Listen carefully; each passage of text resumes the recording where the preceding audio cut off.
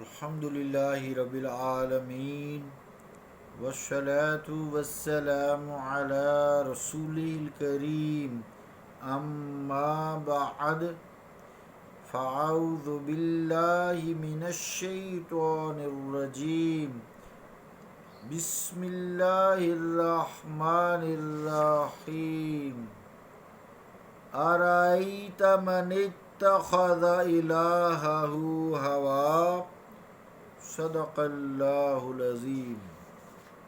عزیزان گرامی قدر، السلام علیکم ورحمۃ اللہ وبرکاتہ۔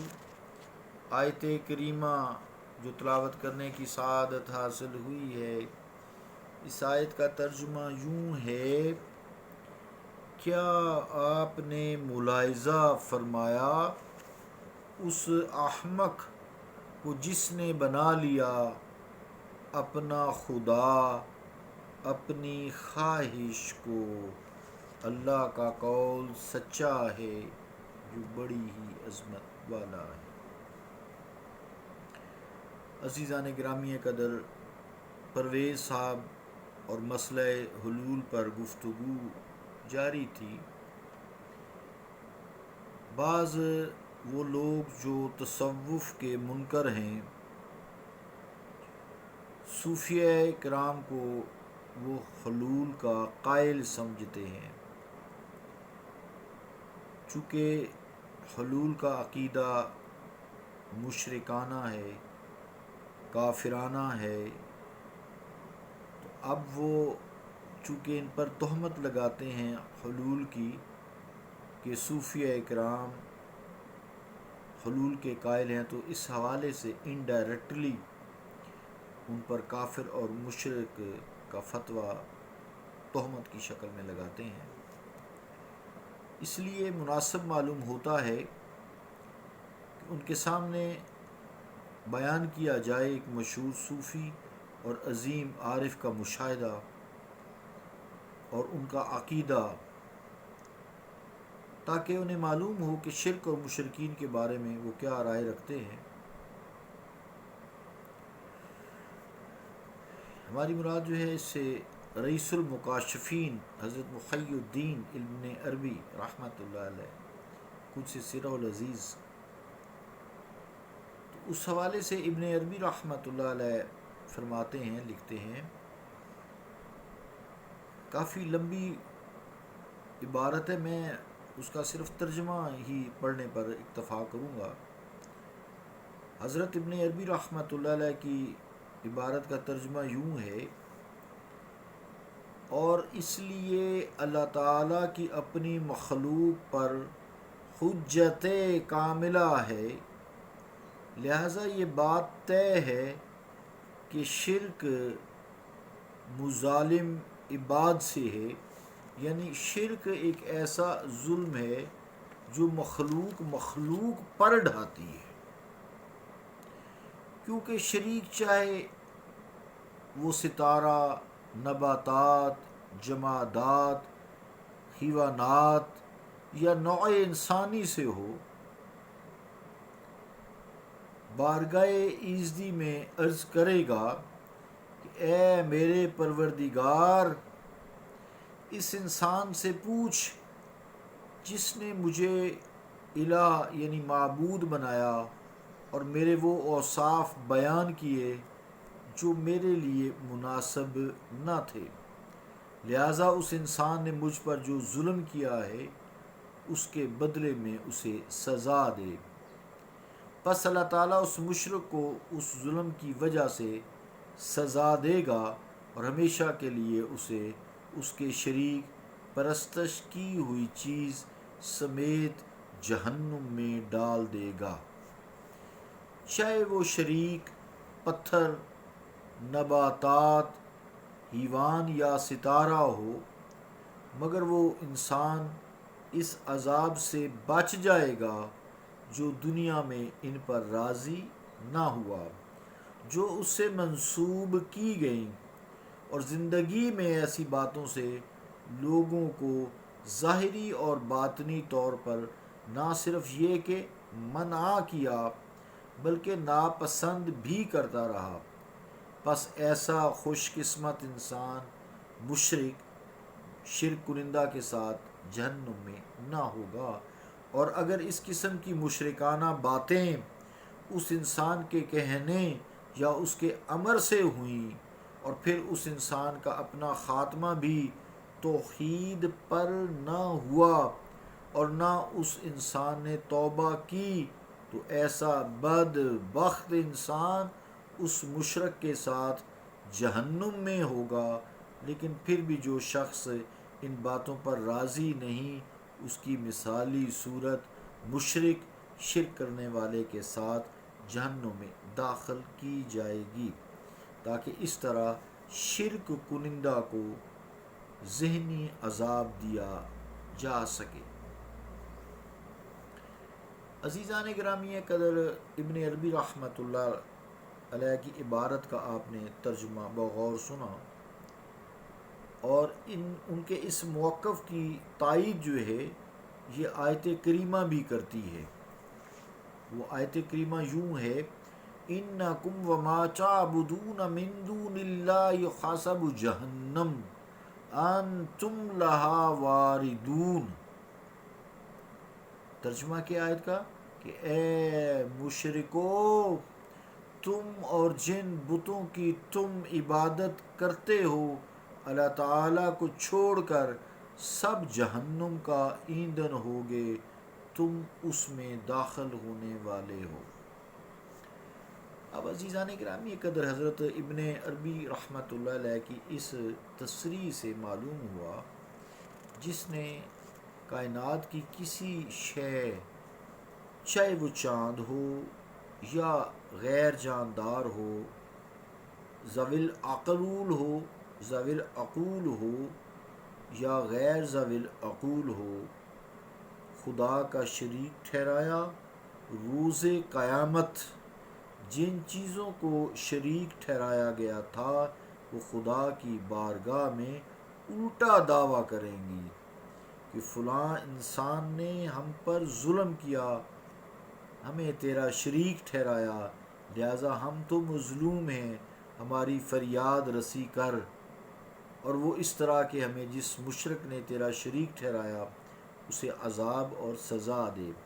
مگر ایسے انسان عذاب الہی سے بچ نکلیں گے جنہوں نے اپنی زندگی میں خود کو خدا کا شریک ٹھہرانے سے ظاہری اور باطنی طور پر اظہار نفرت کیا اور ان امور الوہیت سے انکار کیا جو ان سے منسوب کیے گئے تھے۔ یعنی یہ کہ انسان خود ایسا سمجھتے رہے یا ایسا کرتے رہے، انہیں یہ باتیں تو ہرگز پسند نہ تھیں، اور وہ اپنی زندگی میں ایسے انتصابات کی بھرپور تردید کرتے رہے۔ البتہ وہ لوگ جو اس بزعم خود مظاہر کو خدا کا شریک ٹھہراتے رہے، مظاہر جس سے اللہ تعالیٰ کی صفات کا اظہار ہوتا ہے، تعینات جو ہمیں ہر شے نظر آتی ہے وہ مظاہر فطرت ہیں، انہیں ضرور جہنم میں ڈالا جائے گا۔ اور اگر انسانوں میں سے کسی نے دوسرے انسانوں کو یہ ترغیب دی یا اس کو پسند کیا کہ وہ اسے خدا کا شریک سمجھیں اور پھر ایسا کہنے یا اس پر رضامند ہونے والے کا خاتمہ توحید یا توبہ پر نہ ہوا، تو ایسا انسان ان لوگوں سمیت جو اسے خدا کا شریک جانتے تھے ہمیشہ کے لیے آگ میں پھینک دیا جائے گا۔ اور وہ انسان جو خود کو خدا کا شریک کہلانے یا سمجھنے سے دوسرے انسانوں کو روکتا رہا، مگر اس کے ماننے والوں نے اس کی بات نہ مانی اور وہ اسے بدستور اپنے غلط اعتقاد کے مطابق خدا کا شریک کہتے رہے یا سمجھتے رہے۔ ابن عربی رحمۃ اللہ علیہ فرماتے ہیں ایسے شخص کو آگ کا عذاب نہیں دیا جائے گا، کیونکہ وہ لوگوں کو ایسا کرنے یا سمجھنے سے روکتے رہے۔ البتہ جنہوں نے باوجود اس کے روکنے ٹوکنے کے اسے خدا کا شریک بنائے یا سمجھے رکھا، انہیں ضرور جہنم میں ڈالا جائے گا، اور حق تعالیٰ مزید ذہنی اذیت دینے کے لیے اس انسان کی مثالی صورت بنا کر اسے ان کے ساتھ آگ میں جلائے گا، تاکہ جسمانی عذاب کے علاوہ انہیں یہ ذہنی کوفت بھی دامنگیر رہے کہ صد حیف وہ انسان بھی ہمارے ساتھ آگ میں جل رہا ہے جسے کل دنیا میں ہم خدا کے برابر سمجھتے اس کا شریک ٹھہراتے تھے۔